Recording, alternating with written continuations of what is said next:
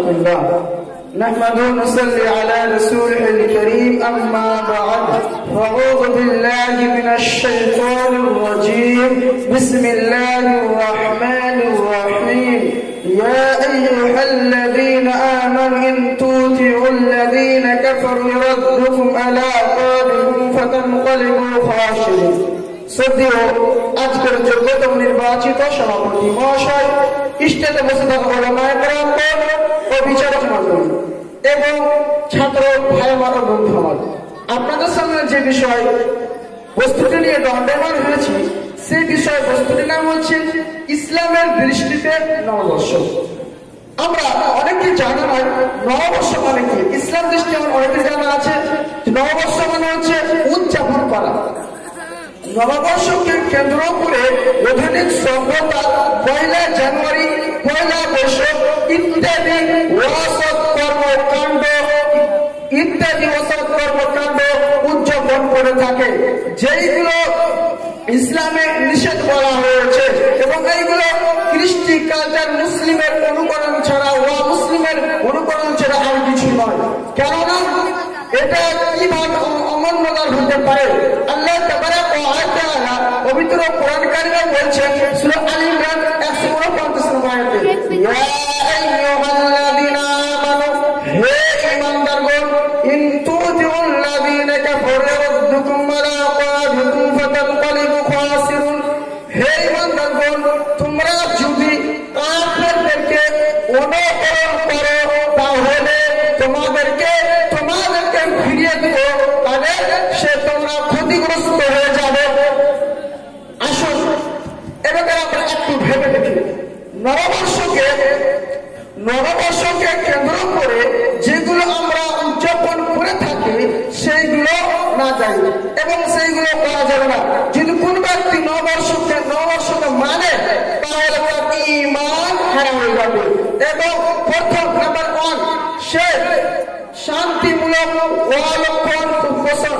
কেননা বছরে যখন পয়লা জানুয়ারি, পয়লা বৈশাখ আসে তখন বলে এটা হচ্ছে শান্তির কামনার দিন। এই দিনটি যদি অশান্তিমূলক দিন কাটে তাহলে গোটা বছর অশান্তি ভাবে কাটবে, আর এই দিনটি যদি শান্তি ভাবে কাটে তাহলে গোটা বছর শান্তি ভাবে কাটবে। এই যে কুলক্ষণ ধারণা করা, এইগুলো করা যাবে না।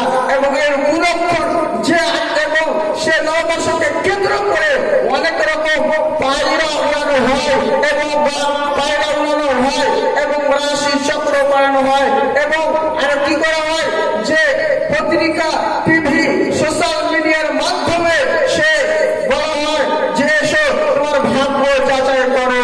এইগুলো করানো যাবে না, এইগুলো করানো শিরক, এইগুলো থেকে বেঁচে থাকতে হবে।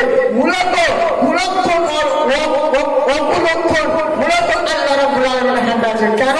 আমরা প্রমাণ আছি সূরা আরাফ আল্লাহ রাব্বুল আলামিন 131 নম্বর আয়াতে বলছেন, আলা ইন্নামা, আল্লাহ রাব্বুল আলামিন বলছেন যে মূলত কুলক্ষণ অকুলক্ষণ হচ্ছে সে আল্লাহ রাব্বুল আলামিনের হাতে রয়েছে। ইন্নাল্লাহ, অর্থাৎ আল্লাহ রাব্বুল আলামিনের হাতে রয়েছে। এবং নাম্বার 2 যে জ্যোতিষীকে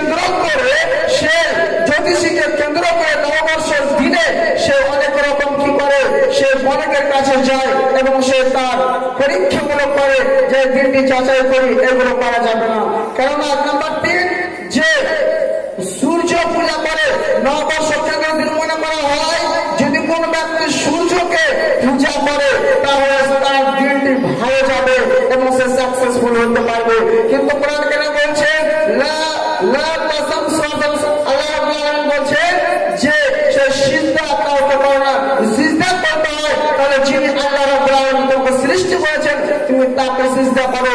তাহলে আমাদেরকে সিজদা করতে হয় তাহলে সে আল্লাহ রাব্বুল আলামিনকে সিজদা করতে হবে। নাম্বার 3 যে সে যখন পয়লা জানুয়ারি, পয়লা বৈশাখ আসে অনেক সে মহিলাকে দেখা যায় নগণ্য ভাবে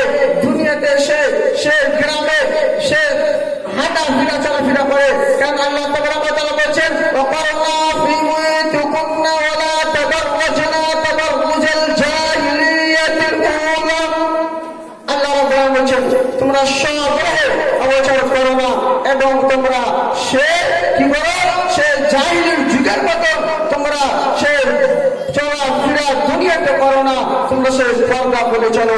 কিন্তু এটি দেখা যায় খাস করে 2025 সাল আমাদের সামনে চলে আসছে। জানুয়ারি মাসে আপনারা বেশি দেখতে পাবেন। লক্ষ্য করে দেখবেন যে এগুলো বেশি করা যায়, এগুলো মোটিং করা যাবে না।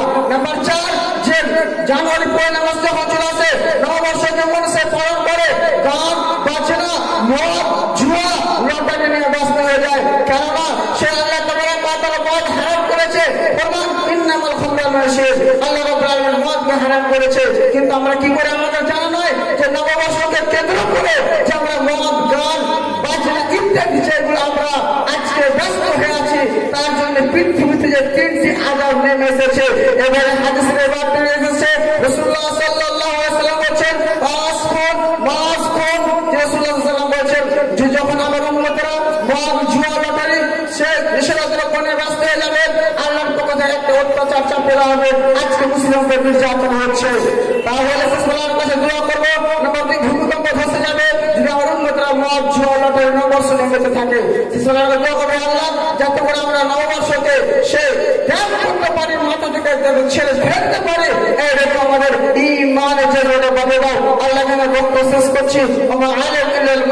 আসসালামু আলাইকুম ওয়া রাহমাতুল্লাহ।